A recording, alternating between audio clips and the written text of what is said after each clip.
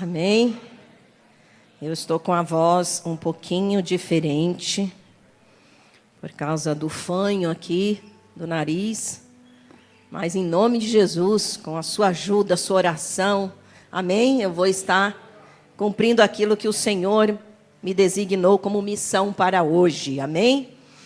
Glória a Deus. Vamos orar primeiro ao Senhor, pedindo a sua bênção, pedindo que Ele possa ter liberdade para falar conosco, falar ao nosso coração, amém? Abaixa seus olhos aí, sua cabeça, fecha seus olhos, vamos orar. Pai Celestial, nós te agradecemos, Deus, porque nós estamos na tua casa, vencemos um dia, Pai. Nós sabemos que cada dia, Deus, é motivo de glorificarmos o teu nome, de agradecermos ao Senhor por termos vencido, por termos completado esse dia no cuidado, na graça do Senhor.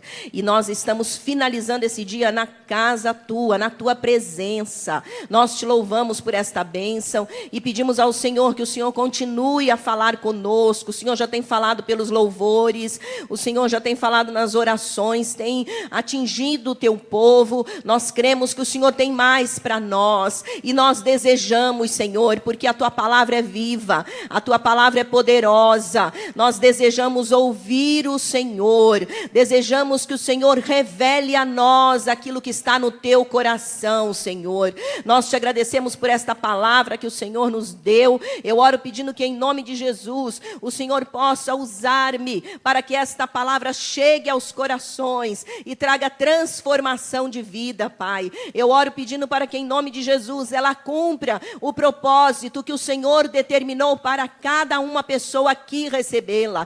Em nome de Jesus, Pai. Esconde a minha vida atrás da cruz de nosso Senhor Jesus Cristo. Cobre-me com o sangue do Senhor Jesus e abençoa-me, Deus, para que eu possa abençoar estes irmãos. Eu quero dar da tua mesa, Senhor, para os meus irmãos. Me ajude a servi-los nesta hora, Espírito Santo. Põe entre nós o teu sangue e que em nome de Jesus haja manifestação poderosa do Espírito profético neste lugar, Deus, para que a tua palavra atinja os corações de forma direta e possa trazer verdadeira mudança de vida. Nós oramos em nome de Jesus. Amém e amém. Glória a Deus. Diga amém.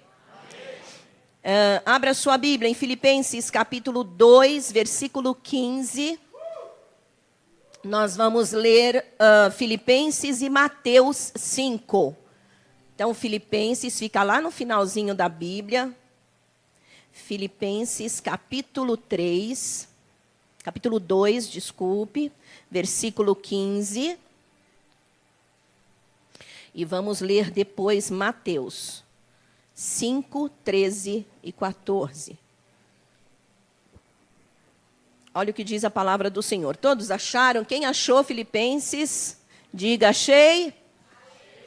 Filipenses 2,15. Para que venham a tornar-se puros e irrepreensíveis, filhos de Deus, inculpáveis no meio de uma geração corrompida e depravada, na qual vocês brilham como estrelas no universo. Diga estrelas.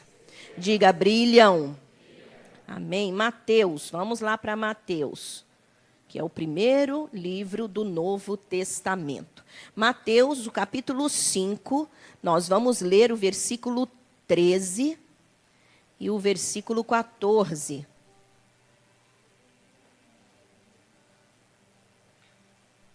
Vamos ler do 13 ao 16, mais completo. Diz assim a palavra: vocês são o sal da terra, mas se o sal perder o seu sabor, como restaurá-lo? Não servirá para nada, exceto para ser jogado fora e pisado pelos homens. Vocês são a luz do mundo. Não se pode esconder uma cidade construída sobre um monte. E também ninguém acende uma candeia e a coloca debaixo de uma vasilha. Ao contrário, coloca no lugar apropriado e assim ilumina a todos os que estão na casa. assim brilhe a luz de vocês diante dos homens, para que vejam as suas boas obras e glorifiquem ao Pai de vocês que está nos céus. Amém? Estarei falando com os irmãos sobre despertando-se para ser exemplo. Ainda estamos na série Despertamento. E nós temos escolhido esta série, tocados pelo Espírito Santo, para quê? Para que a igreja possa ser motivada, despertada, para viver uma vida cristã, uma vida diária, porque não dá para separar a vida cristã e igreja e vida secular, não existe isso, a nossa vida inteira é espiritual, então ela é uma vida cristã única, né? Então, para que a nossa vida, de uma forma geral, de um modo geral, ela possa estar sendo motivada, sendo levada a estar mais perto do Senhor Jesus, amém? E não somente isso, consequentemente vai trazer sobre nós o quê? Uma consciência do que nós somos nesta terra, qual a nossa missão nesta terra como igreja, que é fazer discípulos para o Senhor Jesus. O pastor, no domingo, ele falou anteriormente sobre despertamento para ganhar vidas para Jesus. Por que devemos ganhar vidas para Jesus? E hoje nós vamos estar falando sobre despertamento para ser exemplo. Vira para o teu irmão e diga: você precisa ser uma estrela que brilha no universo deste mundo. Aleluia, né? Não confunda estrela com o sentido exibicionista, mas estrela no sentido de brilho, de visão, de ser vista e de ser realmente um impacto na vida das pessoas, amém? Exemplo, é isto que eu gostaria de falar com os irmãos e que o Senhor tem para despertar-nos nesta noite. Ser exemplo corresponde fielmente à única designação que Cristo fez de seus discípulos e de sua igreja na terra. Qual foi a designação que ele disse sobre nós, discípulos e igreja? Vós sois o sal da terra e luz do mundo. Sal salga, sal conserva, sal dá tempero, luz brilha, luz ilumina e expulsa as trevas. Esta é a designação que o Senhor Jesus deu a nós. Corresponde também com uma exortação dada pelo apóstolo Paulo aos crentes de Filipenses, e nós até a usamos agora, interagindo com os irmãos, que consiste em os crentes brilharem como estrelas no universo. O que significa isso? Através de um viver irrepreensível. O apóstolo Paulo disse aos crentes de Filipenses que eles deveriam ser luzeiros, que eles deveriam ser estrelas, que brilham através do quê? De um testemunho, de uma vida irrepreensível, de uma vida na presença de Deus, numa vida que obedece ao Senhor. Cristo também veio como exemplo, ele nos ensinou pelo exemplo. A Bíblia diz que em todo o tempo que ele esteve na terra, ele ensinou os mandamentos do Pai, ele ensinou o Evangelho, o seu Evangelho, e isso ele o fez também e principalmente pelo exemplo. E por que razão? Porque a palavra de Deus diz que o mundo em que vivemos é um mundo em trevas, que jaz no maligno. Por isso devemos propagar o Evangelho de Jesus através da pregação, mas principalmente do exemplo. Vira para o teu irmão e diga: você precisa ser exemplo, irmão. A razão por que nós pedimos o grupo teatral para trazer este teatro, né, exatamente para despertar o nosso coração. A nossa líder do grupo teatral disse assim para mim: pastora, vai ter um final feliz? Né?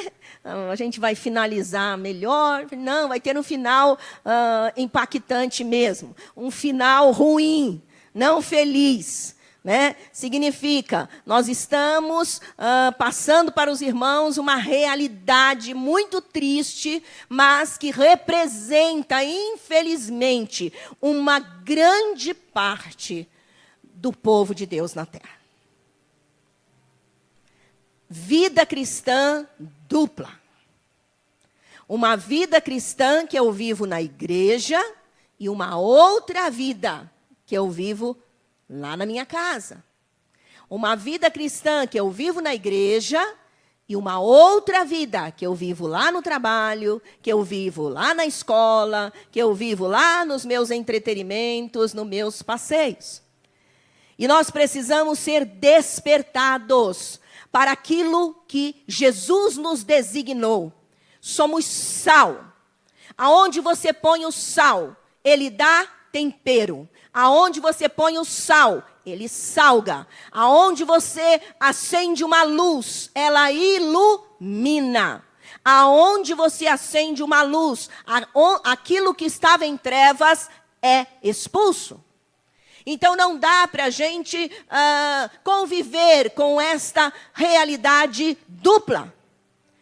Precisamos nos despertar para vivermos uma vida de exemplo. Só através de uma vida de exemplo podemos impactar o mundo. Podemos fazer valer o poder do Evangelho. Podemos fazer valer aquilo que Cristo disse, que o Evangelho é e faz na vida das pessoas. Amém, meus irmãos?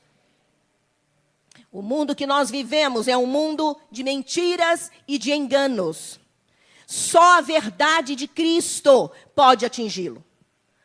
Porque se já tem mentiras e enganos, quando nós chegamos com uma vida cristã que seja dupla, obviamente nós vamos ser envergonhados e não vamos atingir aquilo que é missão de Cristo na nossa vida. Nós precisamos entender que o Senhor deseja que nós nos despertemos, e mais do que nunca, isto é urgente. O mundo quer ler a Bíblia na minha vida.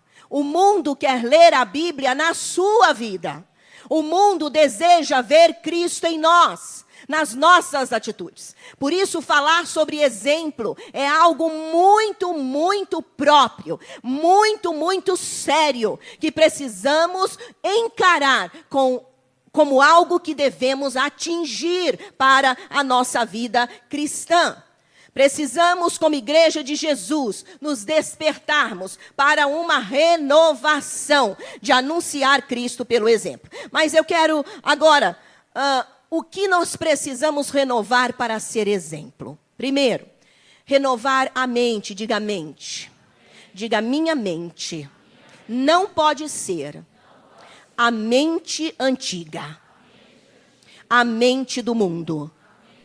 Queridos, a primeira coisa que precisamos renovar para sermos exemplo é a nossa mente, para nós conseguirmos viver o Evangelho de Jesus. Lá em Romanos, capítulo 12, abra sua Bíblia, é um texto conhecido, diz assim, Romanos 12, versículo 2.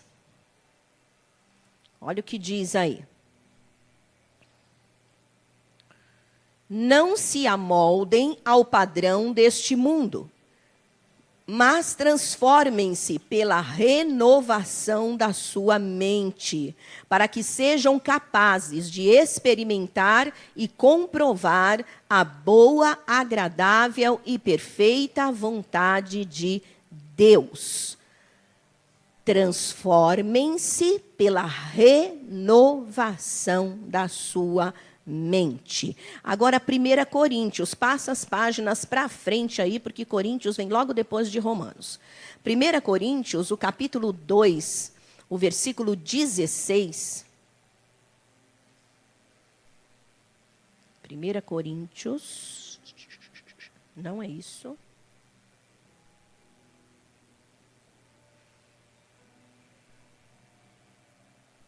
É 2,16. Quem conheceu a mente do Senhor para que possa instruí-lo? Nós, porém, temos a mente de Cristo. Amém, queridos? Precisamos renovar. Se queremos ser exemplo, se queremos viver uma vida de exemplo, nós precisamos renovar a nossa mente para conseguirmos viver o Evangelho de Jesus. Esse texto de Romanos, capítulo 12, versículo 2, o apóstolo Paulo fala de molde, que nós devemos amoldar a nossa mente. Ao que? Amoldar não nos padrões do mundo, mas devemos amoldar a nossa mente aos padrões de Deus. E para que isso aconteça, é necessário que eu transforme, esteja transformando a minha mente, a minha vida, pela renovação da minha mente. Eu só vou me transformar, minhas atitudes, meus comportamentos hoje, eles são nada mais, nada menos que o resultado daquilo que eu penso. Você é aquilo que você pensa. Então, renovar a mente é algo muito, muito importante. Porque se eu não começar a trabalhar aqui, eu não vou ter mudanças aqui. O apóstolo Paulo diz: transformem-se pela renovação da mente. Se eu venho ao culto, se eu venho à casa do Senhor, né, eu participo de congressos, eu participo de conferências espirituais, mas eu não renovo a minha mente, eu vou lá, assisto, mas não me deixo ser renovado na minha mente, eu nunca vou experimentar transformação. Tudo começa na nossa mente. Nós precisamos entender que as minhas ações, as suas ações, são consequências daquilo que você pensa. E viver o Evangelho de Cristo significa dar exemplo de que Cristo vive em nós. Mas se Cristo, lá na minha casa, Ele não vive aqui dentro, porque a minha mente não foi renovada ainda por Ele, eu vou ter atitudes compatíveis ao molde do mundo. E o Senhor deseja que eu me transforme, o Senhor deseja que eu me desperte para entender que a minha mente precisa ser renovada.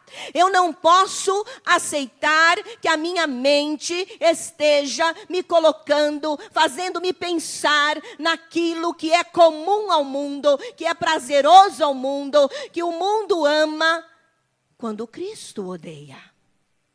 Eu vou dar alguns exemplos aqui.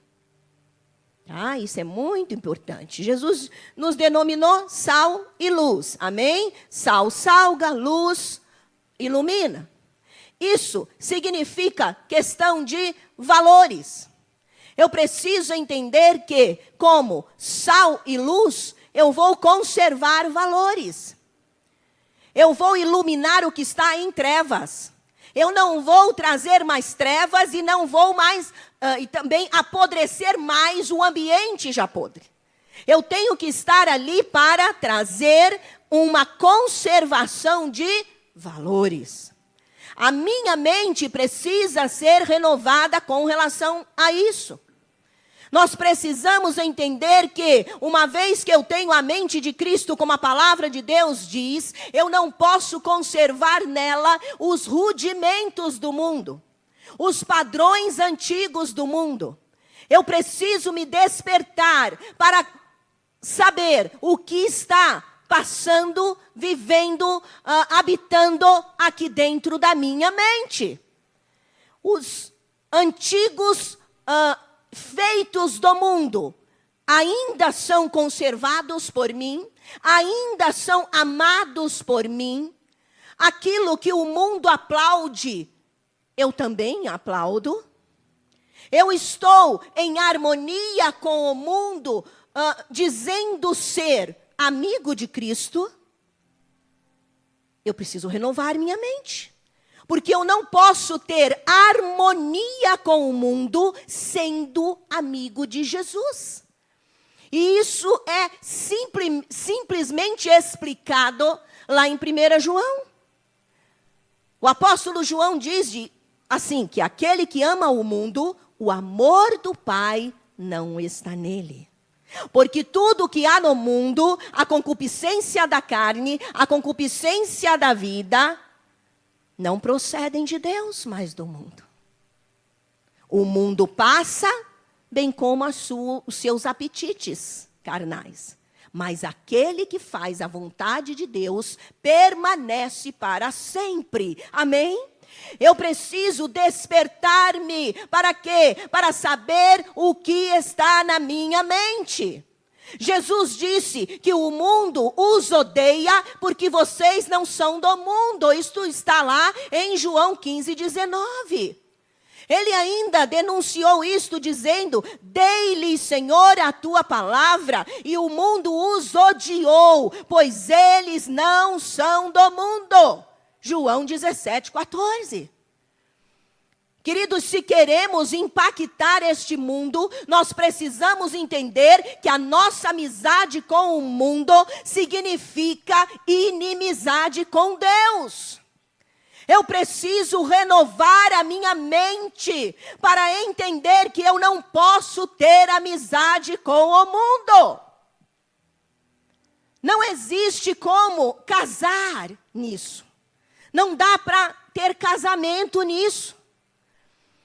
Por isso precisamos de despertamento, isso é algo muito sério. E por que Jesus Cristo, ao orar ao Pai, ele disse: Senhor, eu dei aos meus discípulos a tua palavra, mas o mundo os odiou.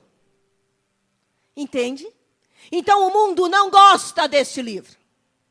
O mundo não gosta da palavra de Deus. O mundo odeia estes mandamentos. Amém? Você está aí? O mundo odeia. E isso, a palavra do Senhor está nos falando, por quê? Porque o mundo, o Evangelho de Cristo, ele vai nos falar de exclusividade para Deus. O Evangelho de Cristo fala de absolutos. Os mandamentos de Cristo são absolutos. As promessas de Cristo são absolutas. A verdade deste livro é absoluta. Mas o mundo diz o quê? Que as coisas são relativas, nunca absolutas. E cada vez mais isso tem se propagado. O mundo diz que tudo é relativo. Estão querendo nos enfiar goela abaixo que todas as coisas na terra são relativos. Não existe relativo, não existe mais preto e branco. Depende da tua ótica.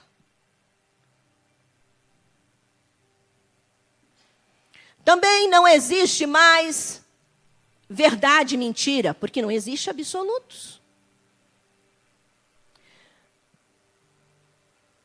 Não existe mais feio e bonito. Tudo está sujeito à maneira como eu enxergo, às necessidades de prazer e felicidade que cada um temos. Não existe mais nada absoluto. Claro, escuro, preto e branco. Não existe feminino e masculino. Principalmente esse, né? Está muito em alta, né? Não existe feminino e masculino. Não existe mais certo e errado.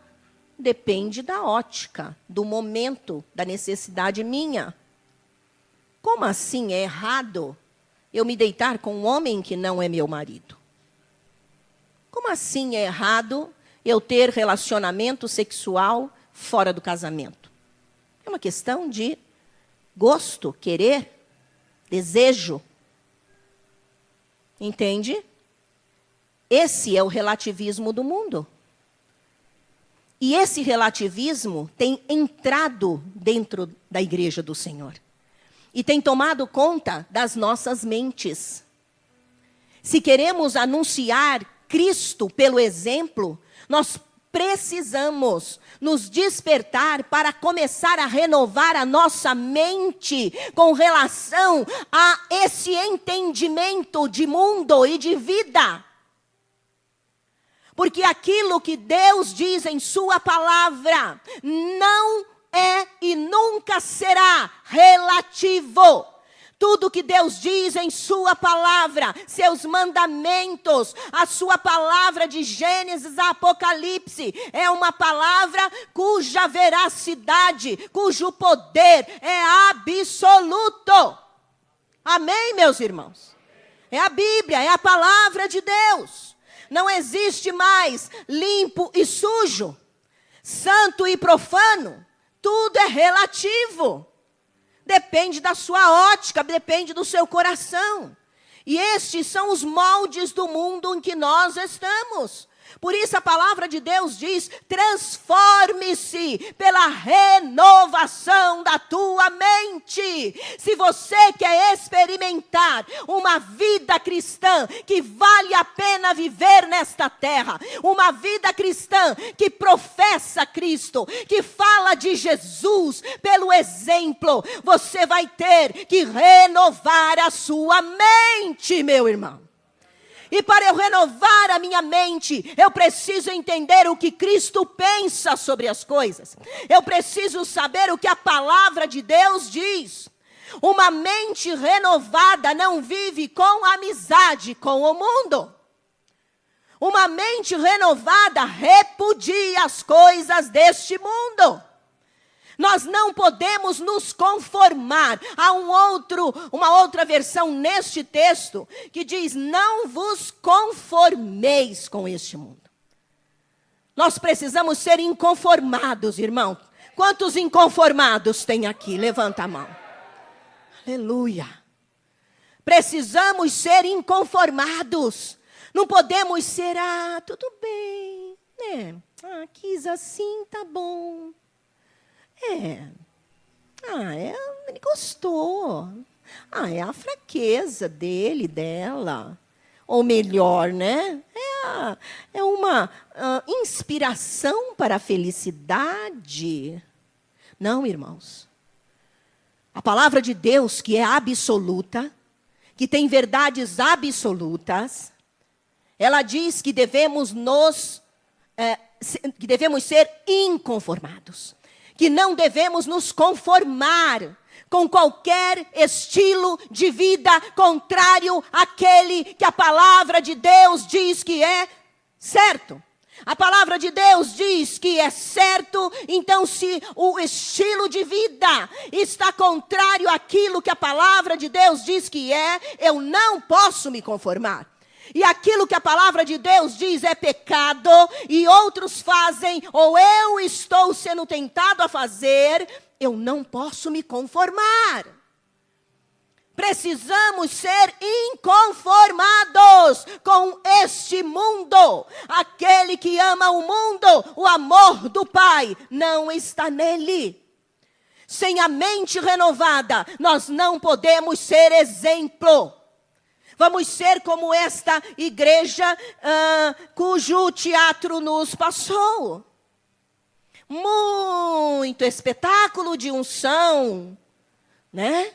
Ministro de música, pá. Um pastor cheio da unção, pá. Mas na sua casa, papum. Com a sua família, papum. Para não dizer papão, né? Não podemos. Jovens que se convulsionam para adorar a Deus. E que depois que saem do altar, vão para as baladas, os barzinhos, pegar as menininhas ou os menininhos, né? Porque o negócio está assim, né? Não é só menino, não. Só menina, não. O negócio está para lá de para lá. Não podemos. A nossa mente precisa ser renovada. Nós precisamos entender que falar de Cristo como a designação que Ele nos deu como discípulos de ser sal e luz, falar de Cristo significa viver Cristo.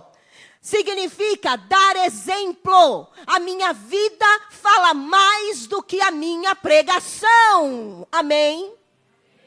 Cristo, Ele deve ser pregado nas suas atitudes, nos seus comportamentos, lá na sua casa, lá no seu trabalho, lá na rua, lá nas manifestações que você tem diante dos problemas, diante das agressões, diante das perseguições. Cristo precisa ser pregado na sua vida nesta hora pelo exemplo. Amém, meus irmãos? Nós precisamos nos despertar para isso. Mas é necessário que eu entenda que tudo começa na mente. Abençoa o teu irmão e diga: renove a tua mente, irmão. Aleluia, aleluia. Mas tem algo mais que precisamos renovar para ser exemplo, que precisamos nos despertar. Segundo, se desperte para conhecer a Bíblia e a cumpri-la. Quantas Bíblias tem aí? Levanta a sua Bíblia. Diga: esta é a minha Bíblia. Diga: eu creio em tudo que está nela. Eu sei que ela é poderosa, verdadeira, capaz de transformar, de mudar por completo a minha vida nesta terra. Amém.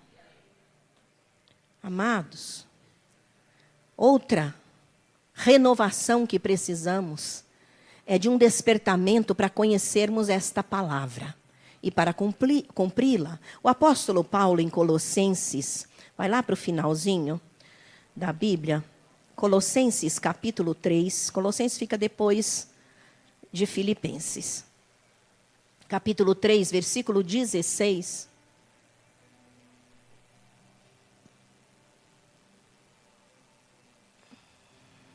Capítulo 3, versículo 16. Diz assim: habite ricamente em vocês a palavra de Cristo.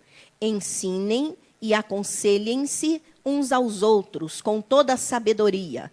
E cantem salmos, hinos e cânticos espirituais com gratidão a Deus em seu coração. Habite uma canequinha. É isso que está aí? Habite uma colher de chá, uma colher de sopa de Bíblia. Habite um balde raso, uma bacia, um tanque. Habite ricamente, abundantemente, a palavra de Deus dentro de nós. Tá? Vamos lá no Salmo. Gente, o Salmo 119, eu quero fazer um desafio aqui.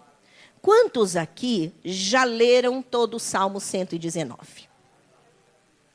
Poucas pessoas. Amém. Pode abaixar a mão, obrigada. Queridos, o Salmo 119, que às vezes a gente brinca, né, que vai em algum lugar e a pessoa fala assim: você fala só um pouquinho, fala 15 minutos ou 5 minutos de meditação. Fala: tudo bem, vou ler todo o Salmo 119. Aí a gente sabe que ele é longo, né? Pois é. Mas eu gostaria de te desafiar a ler todo o Salmo 119, que ele tem 176 versículos. Ele é um salmo grande, sim. Ele pega praticamente 3 páginas da Bíblia. Tá? Então, mas sabe, esse Salmo 119, se você não leu, eu te aconselho a ler e te desafio. Sabe por quê? Até por causa desse tópico também, mas para que você possa, assim, se despertar para o valor, a preciosidade, a importância da palavra de Deus, da Bíblia.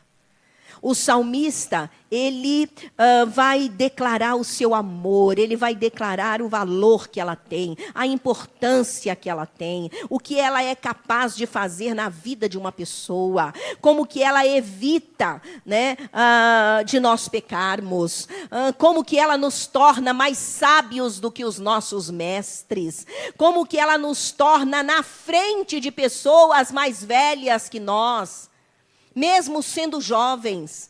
Mas quando eu tenho a palavra de Deus, eu dou passos na frente, eu ganho. Sabe o que é isso?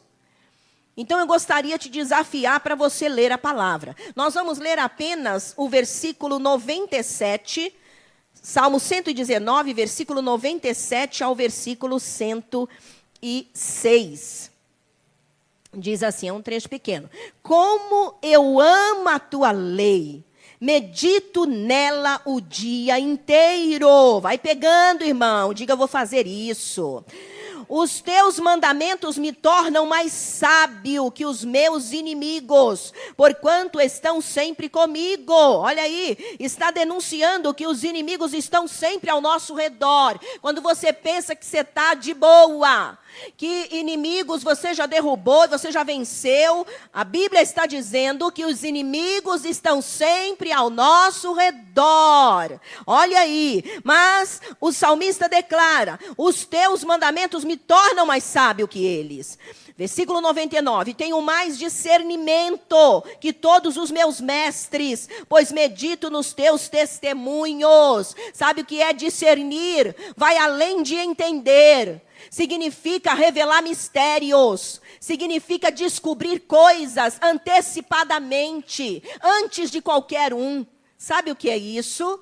A palavra tem esse poder na nossa vida. Diga aleluia.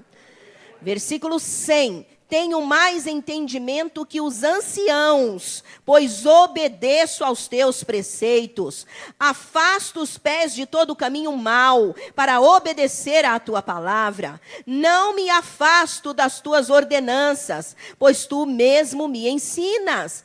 Como são doces para o meu paladar as tuas palavras, mais que o mel para a minha boca. Ganho entendimento por meio dos teus preceitos. Por isso odeio todo caminho de falsidade. Diga a Bíblia, me dá entendimento. Amém. Versículo 105. A tua palavra é lâmpada que ilumina os meus passos e luz que clareia o meu caminho. Diga, eu não ando em trevas, não preciso ficar tropicando, porque a palavra de Deus ilumina os meus caminhos. Versículo 106, prometi sob juramento e o cumprirei, vou obedecer às tuas justas ordenanças. Meu irmão, se você deseja ser exemplo e falar do amor de Jesus e atingir as pessoas pelo exemplo, porque, como nós dissemos no início, este mundo está enfadado de enganos e mentiras. Mais uma turma de falsários, de falsos, não vai mudar nada. Por isso, para que ele seja impactado, é necessário que nós vivamos uma vida de verdade, uma vida autêntica, uma vida em Cristo sem falsidade. E para isso, eu preciso me despertar para conhecer este livro, a palavra de Deus. E não somente conhecê-lo, mas cumpri-lo. Nós, os crentes deste tempo, principalmente deste tempo da pós-modernidade, que considero eu como pastora, e não estou sozinha nessa concepção, de que estamos vivendo sim os últimos dias. Últimos dias na terra, irmãos. Últimos dias da igreja na terra. Porque todas as coisas têm se cumprido. O relógio de Deus, que é Israel, tem apresentado sinais evidentes de que o mundo está nos seus últimos dias. A raça humana, com a sua terrível e profunda imoralidade, orgulho, arrogância, soberba, com relação a Deus, sua rebeldia, prova isso naquilo que o apóstolo Paulo fala a Timóteo lá no capítulo 3. Nos últimos dias, sobrevirão dias trabalhosos. Homens mais amantes de si mesmos do que de Deus. Irreconciliáveis. Nós estamos vivendo dias últimos. Então, nós precisamos conhecer a palavra do Senhor. E esses dias de pós-modernidade trouxe para os crentes algo muito perigoso. Um pecado que eu considero assim, sorrateiro, quase não parece pecado, mas que está se tornando o pior dos pecados, porque tem sido o maior vilão de nos afastar de Deus. São as distrações. Vivemos tão distraídos com as inúmeras redes sociais. Precisamos estar sempre antenados às últimas notícias, às últimas fofocas. Precisamos estar, brincando de ser Deus em todos os lugares ao mesmo tempo, né? Porque, pensa bem, o WhatsApp te dá um gostinho na boca disso, né? Você está aqui na igreja, se você não desligou seu celular ou não pôs no modo vibra, se alguém lá na sua casa, um colega lá na rua, alguém que não está na casa de Deus, quiser falar com você alguma coisa que está acontecendo com ele lá, e às vezes a pior bobagem, você vai estar aqui lá. Não é verdade? Distração. As nossas inúmeras ocupações, por causa das redes sociais, por causa das futilidades deste mundo, a gente diz que não tem tempo, mas na realidade nós temos tempo, só que nós o desperdiçamos. Nós gastamos horas nas redes sociais e quando vamos pegar a Bíblia, não temos mais tempo para ler. Nós gastamos um tempo enorme nas redes sociais e não temos tempo para orarmos 15 minutos. Por falar nisso, células que me ouvem. Quantos aqui estão participando nessa nova coluna, que é a coluna GE? Quantos estão? Espere, não levante a sua mão ainda. Eu ainda não terminei de fazer a pergunta. Quantos aqui estão participando do relógio de oração? Amém, aumentou o número. Precisamos, irmãos. Precisamos regularizar. E sabe por quê que nós estamos dando essas instruções dirigidas para as células? Para motivar você e disciplinar você para uma vida de oração. 6 da manhã, 12 horas, 18 horas, 24 horas. Quatro tempos. Qualquer um desses horários, pelo menos 15 minutos de joelhos. Ah, pastor, eu trabalho, vai no banheiro, irmão. Tem gente que fica lá no número 2 1 hora. Entendeu? Eu orei milhões de vezes trabalhando secularmente. No banco onde eu trabalhei, na Caixa Econômica, a Caixa de... Oh, meu Deus, banco... Caderneta de poupança, nem existe mais, né? Trabalhei na caderneta de poupança, eu ia orar lá no banheiro.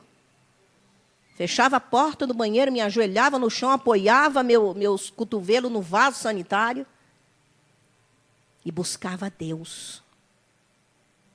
Então, nós não temos desculpas para estarmos tão distraídos.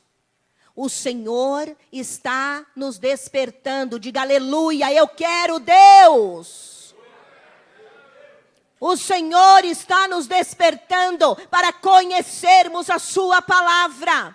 É inadmissível que cristãos que querem impactar o mundo com o seu exemplo, cristãos que querem falar de Jesus para as pessoas, cristãos que querem que outros conheçam o Evangelho, não conheça a Bíblia, não tenha tempo para ler este livro.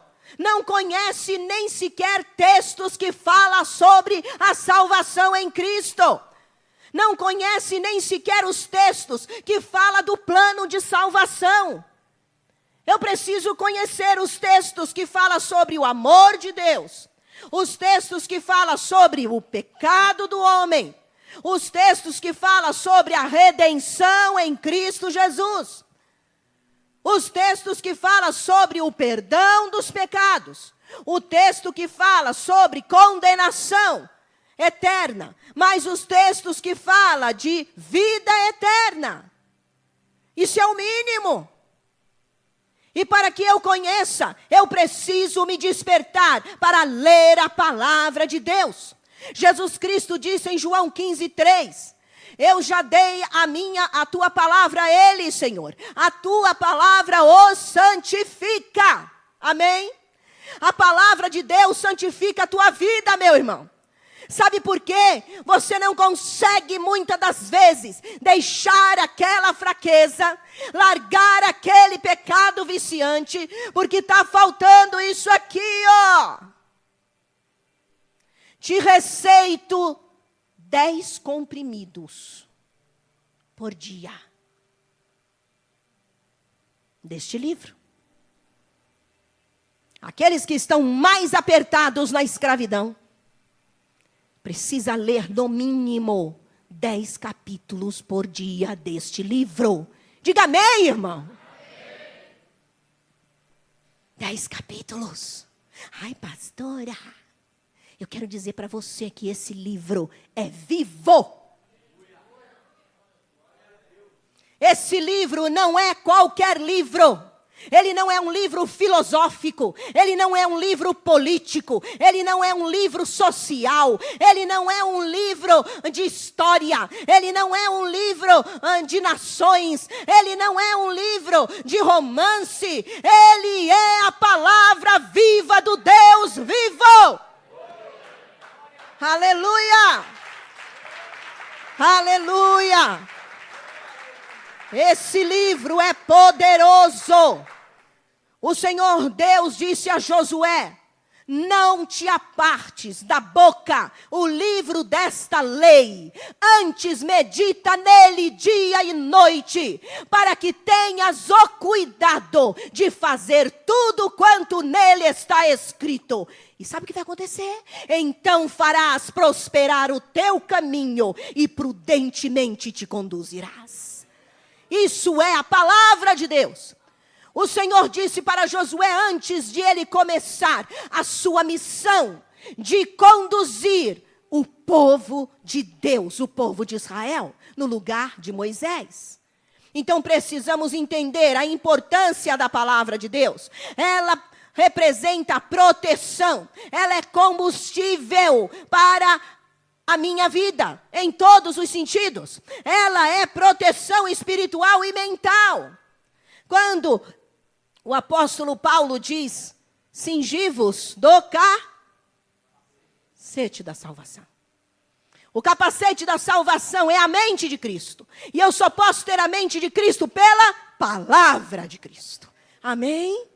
Representa a proteção espiritual e mental. Ela é bússola que nos mostra o caminho. Ela é espada afiada contra o reino das trevas. Ela é espada no bucho do diabo.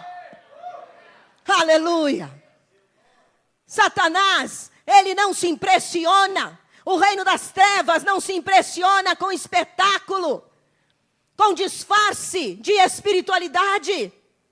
Mas ele é paralisado quando você o enfrenta, dizendo para ele, na cara dele, que você sabe o que a palavra diz sobre ele, e o que a palavra diz sobre ele, e o que a palavra diz sobre você. E ele tem que recuar. quando ele começa com as gracinhas dele, quando ele começa com os seus assombros, quando ele começa com as suas articulações diabólicas e perversas. Se você abaixar a cabeça, ele pisa na sua cabeça. Mas se você pegar este livro e esfregar na cara dele e dizer: olha aqui, Satanás, a palavra de Deus diz que eu sou mais que vencedora.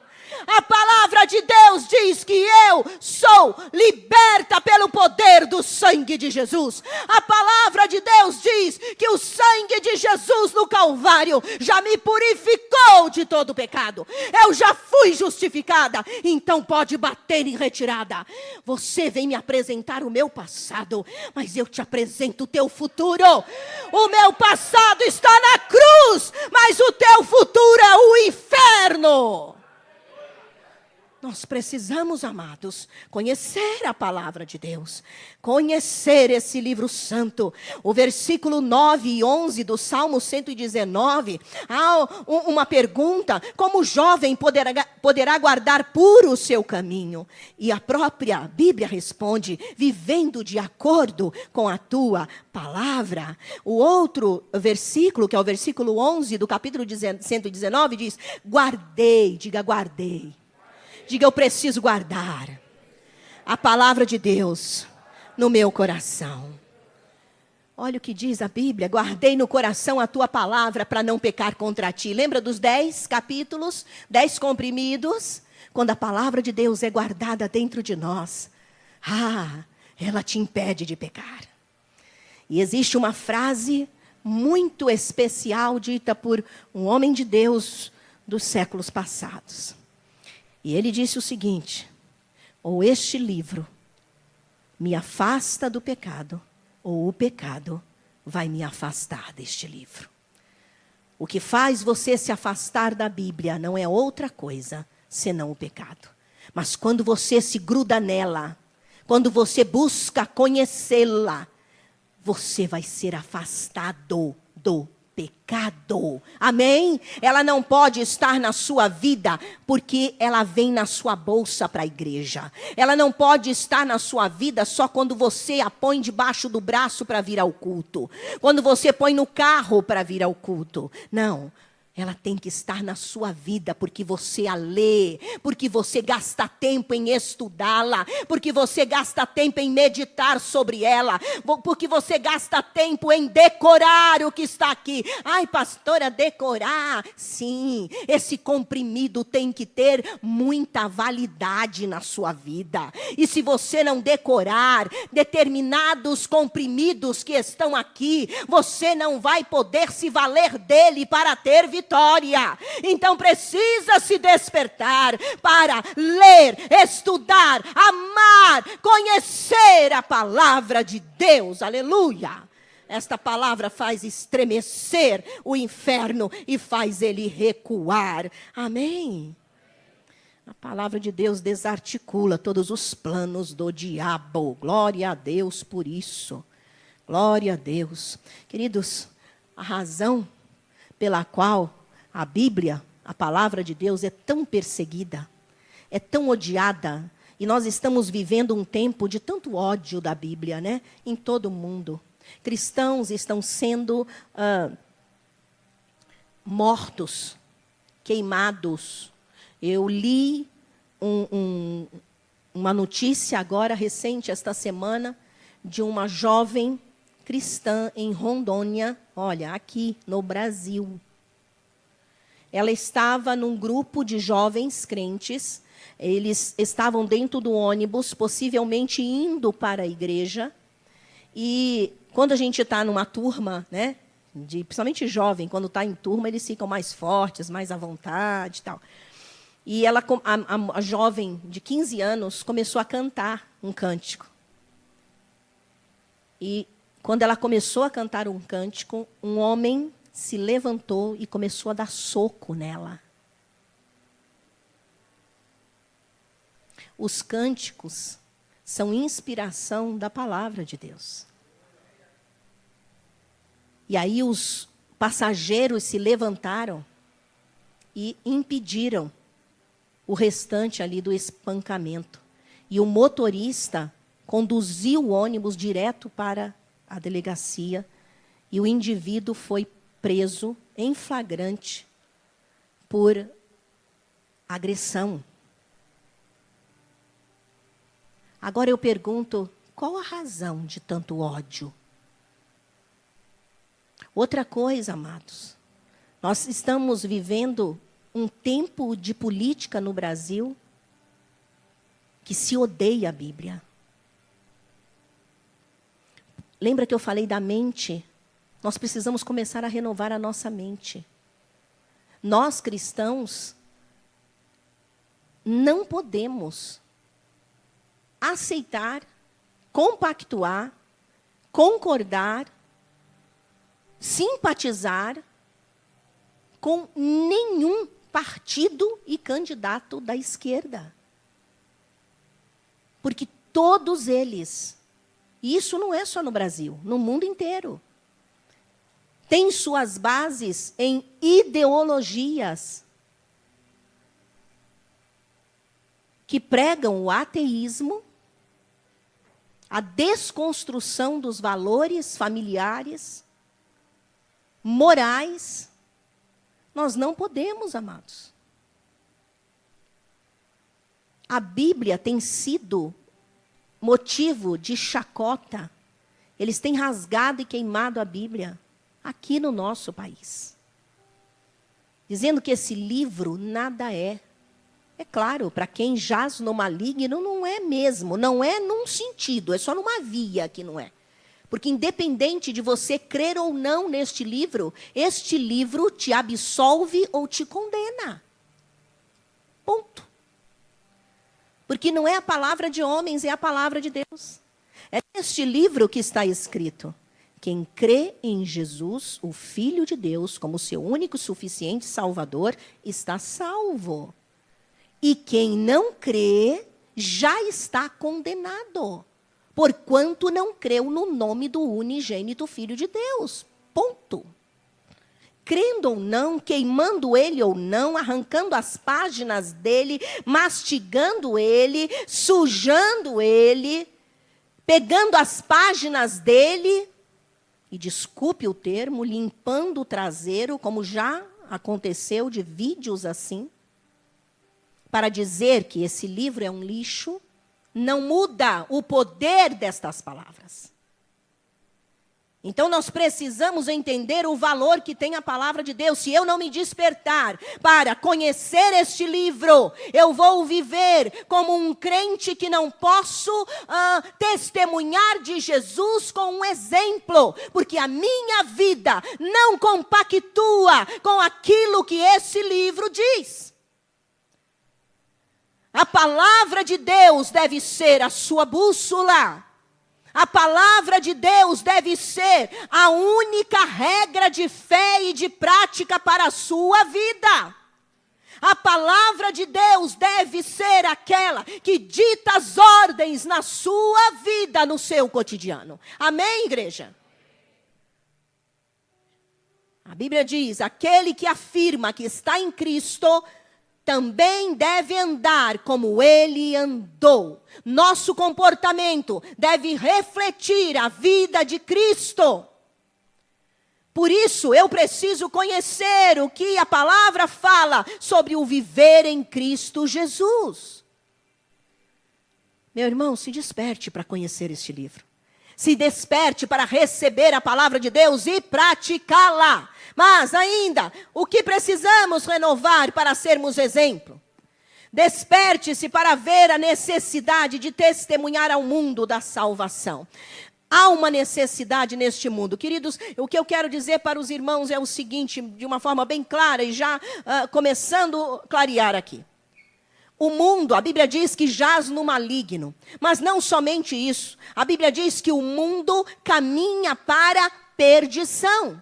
Que eles estão cegos e perdidos, necessitando urgente de salvação. A ordem de Cristo para nós, isso está lá em Marcos 16:15.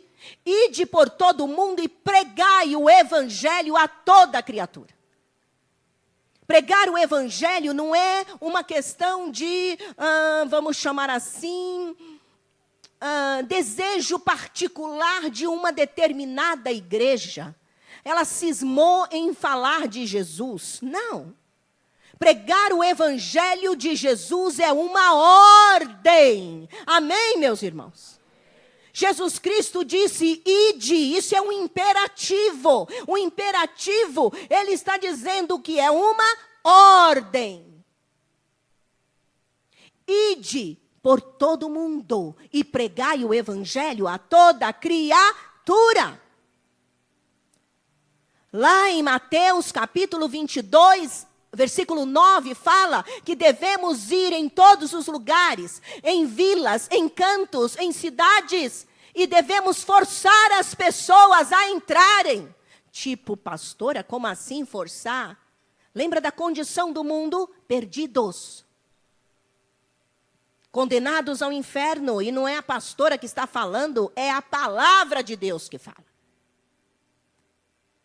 Eu preciso forçar a entrada. Eu preciso ser chata. Eu preciso correr atrás de vocês. Daqueles que estão se desviando, daqueles que estão frios. Você precisa cuidar atrás do seu irmão. Correr atrás, cuidar dele, ajudá-lo, levantá-lo, suspendê-lo. Você precisa ir atrás daquele vizinho, daquela vizinha, daquele pai, daquela mãe, daquele tio, daquele avô. Mas ele não gosta que fale? Ore por ele, vai pedindo a Deus oportunidade e fale, e fale, e fale, e busque, e vai atrás. Por que isso, pastora? Porque a condição do mundo é de condenação eterna. E a ordem de Cristo para mim e para você é de ir e pregar para eles. Jesus Cristo disse em Mateus 28, 19, fazei discípulos de todas as nações, batizando-os e ensinando-os a guardar tudo que eu vos tenho ordenado. Eu preciso me despertar para esta realidade. Olha o que diz 1 João 5, 19 a 20. Eu quero ler com você esse texto. 1 João fica lá pertinho do Apocalipse. Eu vou ler, porque eu já tenho ele aqui assinalado para ser mais rápido. Capítulo 5 de 1 João, versículo 19 a 20, diz assim: sabemos que somos de Deus e que o mundo todo está sob o poder do maligno. Sabemos também que o Filho de Deus veio e nos deu entendimento para que conheçamos aquele que é o verdadeiro. E nós estamos naquele que é o verdadeiro, em seu Filho Jesus Cristo. Este é o verdadeiro Deus e a vida eterna. Aleluia. Queridos, o apóstolo João está dizendo, sabemos que somos de Deus e o que o mundo todo, não escapole ninguém. Quem está no mundo, o que eu quero dizer? Fora do contexto de vida igreja, fora do corpo de Cristo. A Bíblia está dizendo, aquele que está no mundo, todo ele está sob o poder de Satanás. Estamos em Cristo, mas aquele que não está em Cristo está debaixo do domínio do diabo. Então nós precisamos nos despertar para testemunhar de Jesus para este mundo. A mulher samaritana, quando conheceu o Messias, ela saiu correndo. E ela disse, venham, eu conheci um homem que é o Messias. Ele falou tudo a respeito da minha vida.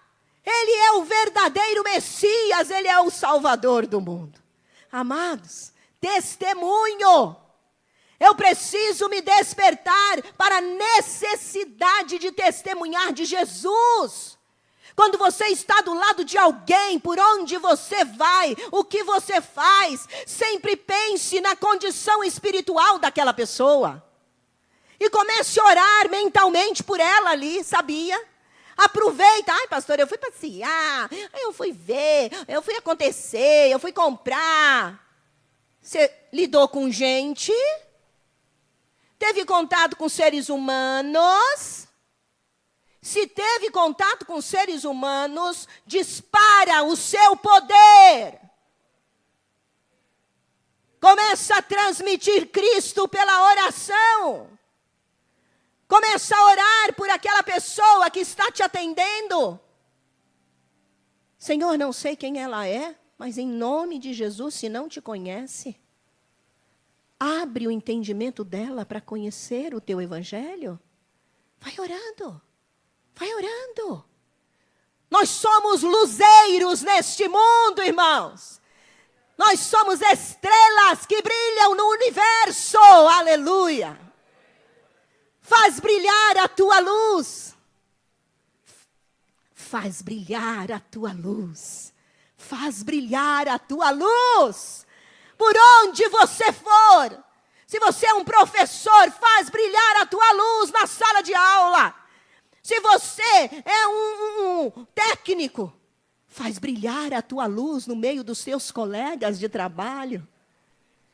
Faz brilhar a tua luz lá no teu artesanato. Faz brilhar a tua luz lá no meio dos seus amigos. Faz brilhar a tua luz. E por último, que precisamos renovar para sermos exemplo.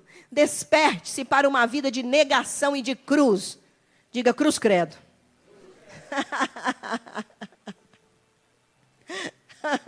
Está amarrado cruz credo.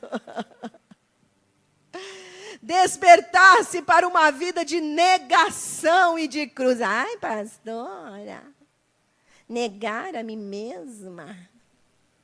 Ai, gosto tanto de mim. Acho que eu sou tão eu. Acho meu jeito, a minha personalidade tão pá. Me acho guerreira, valente. Me acho forte. Me acho tudo de bom e um pouco mais. Meu irmão, Jesus Cristo disse: aquele que quer vir após mim, negue-se a si mesmo.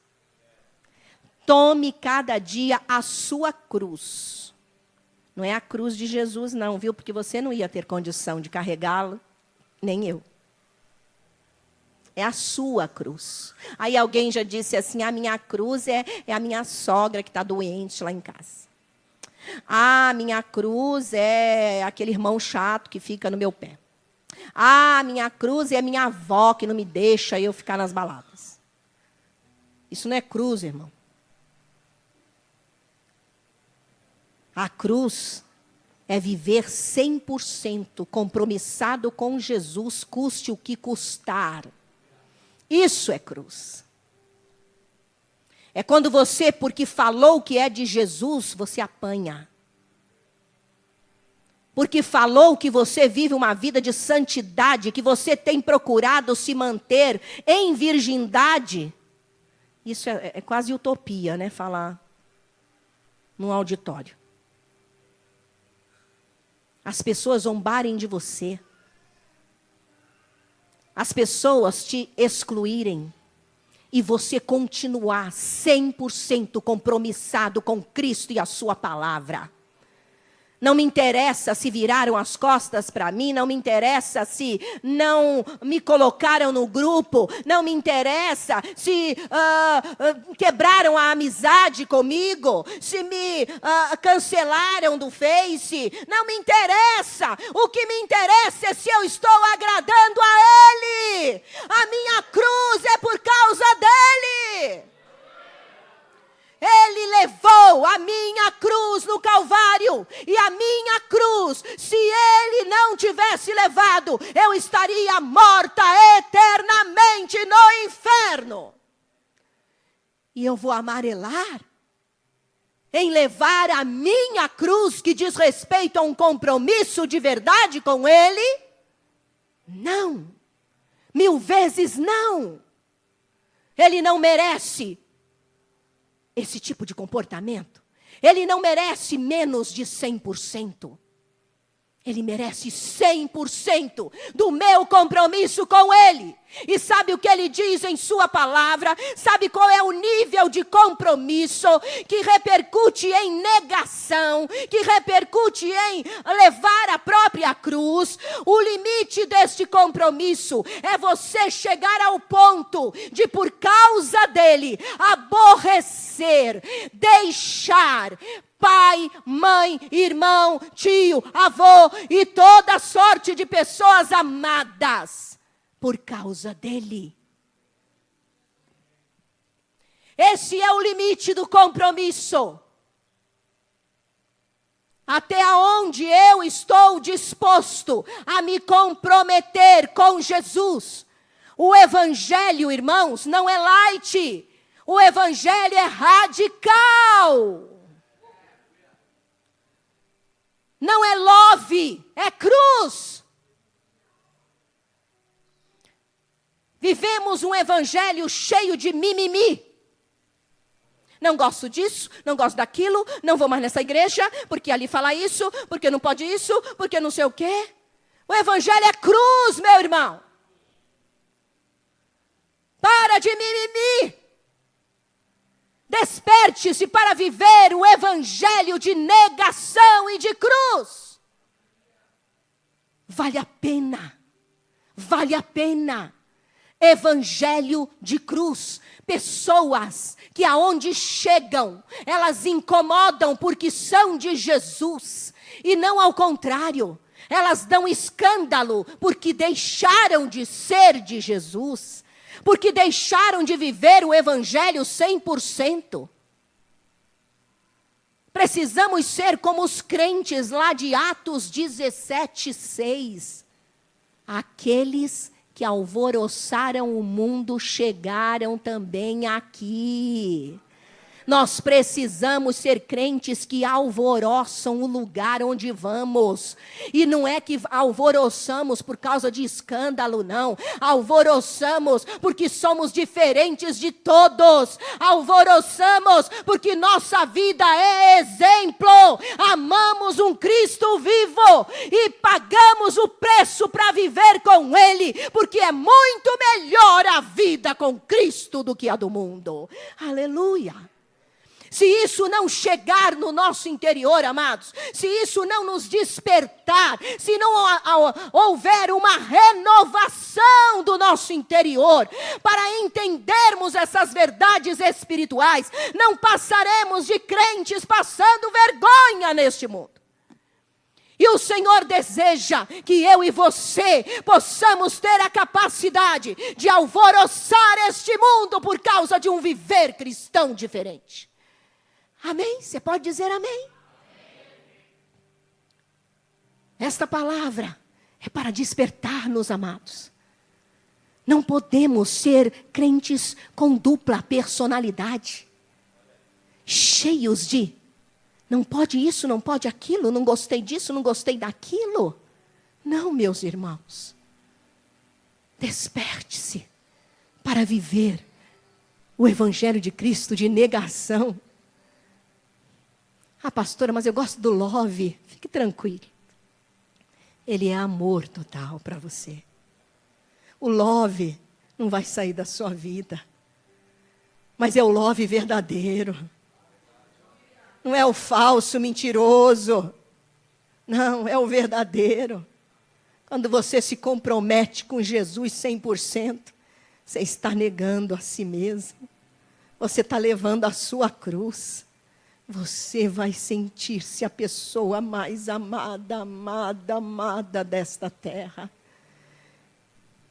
E vai poder alcançar tudo aquilo que Ele estabeleceu para você. Você vai experimentar o que é vida. Desperte-se, meu irmão, para ser exemplo. Desperte-se para renovar sua mente. Não dá para pensar tudo errado e querer fazer certo. Limpa a tua mente.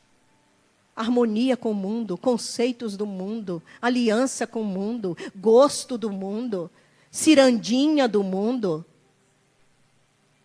estilo social, até de moda do mundo, umas modas do inferno. Umas modas do inferno. Se liguem, igreja. Olha a mente. A palavra de Deus diz que o modo de vida do mundo, ele não pode me dominar. Todas as coisas me são lícitas, mas nem todas as coisas me convêm, disse o apóstolo Paulo. Nem tudo que eu posso fazer me convém. Muda a sua maneira de pensar. Começa a viver uma vida que se preocupe em testemunhar de Jesus. Alvoroce o lugar onde você estiver, por causa da tua vida de negação e de cruz. Por causa de Jesus. E certamente, igreja, esse lugar vai ser pequeno para muita gente que vai entrar aqui. Porque as pessoas, só de você andar, elas vão ir atrás de você. Elas vão querer ir ao lugar que você vai. Elas vão querer tocar em você para pegar o que você tem. Desperte-se, meu irmão. Abençoa teu irmão aí. Diga para ele, irmão, desperte para viver uma vida de exemplo para Jesus Cristo. Amém, meus irmãos? Fique de pé. Nós vamos orar ao Senhor.